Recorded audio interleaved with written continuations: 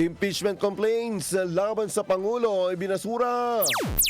Ayaw na magsalita pa ang anak ng Pangulong Marcos na si House Majority Leader at Ilocos Norte 1st District Representative Sandro Marcos kaugnay sa impeachment complaint laban sa kanyang ama.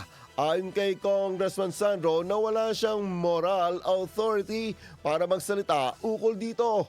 Hayaan na umano ang usapin sa Justice Committee ng Kamara. Magugunita na nitong nakaraan ay nagsabi ang kongresista na hindi siya lalahok sa deliberasyon ng impeachment complaints na inihain laban sa kanyang ama upang mapreserba ang integridad ng Kamara. At nitong nakaraang 4 ng buwan ng Pebrero ay binasura naman ng House Justice Panel ang dalawang impeachment complaints laban sa kanyang ama o laban kay Pangulong Marcos sa ng pagiging insufficient in substance. Samantalang ayon naman sa reaksyon ng palasyo hinggil sa pagbabasura dito.